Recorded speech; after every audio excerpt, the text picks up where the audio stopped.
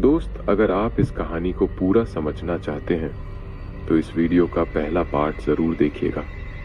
तो चलिए अब हम इस कहानी में आगे बढ़ते हैं। जादूगर जुरान का अंत करने के बाद राज और उसके दोस्त जंगल में आगे बढ़ने लगे। चलते चलते उन्हें जमीन में एक पुरानी पत्थर की शिला दिखाई दी जिस पर अजीब से निशान बने थे। कबीर ने गौर से देखा और कहा, ये कोई साधारण पत्थर नहीं है, ये हमें कहीं ले जाने वाला दरवाजा हो सकता है। आरव ने अपने हाथ से धूल हटाई और तभी पत्थर धीरे धीरे हिलने लगा। अचानक जमीन फट गई और उनके सामने एक गहरी सुरंग प्रकट हो गई। तीनों ने एक दूसरे को देखा और फिर साहस जुटाकर उसमें कूद गए। सुरंग के अंदर हल्की नीली रोशनी थी और दीवारों पर पुरानी लिपि में कुछ लिखा हुआ था। राज ने पढ़ने की कोशिश की, जो सत्य की राह पर चलेगा वही हीरे तक पहुंचेगा। अचानक उनके सामने 3 रास्ते खुल गए। कौन सा सही था?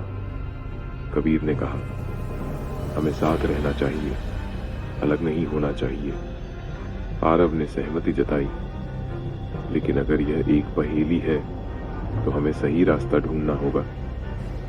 वे बीच वाले रास्ते पर चल दिए, लेकिन थोड़ी दूर जाने के बाद उनके सामने एक विशालकाय संरक्षक खड़ा था, एक पत्थर का योद्धा।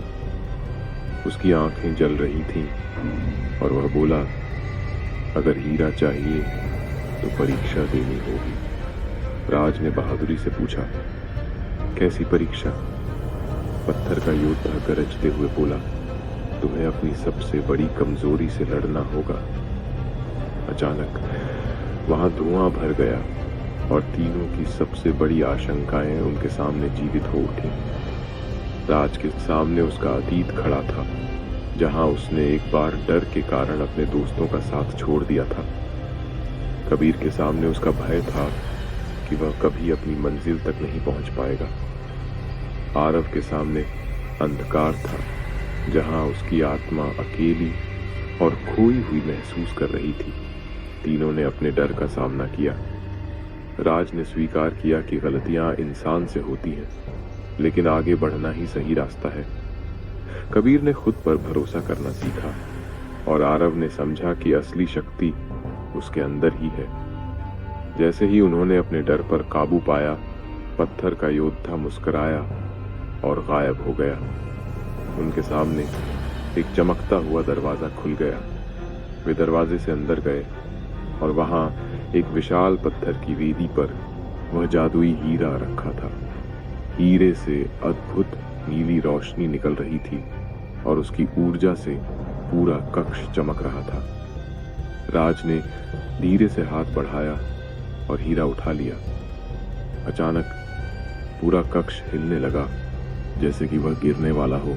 तीनों ने पूरी ताकत से दौड़ लगाई।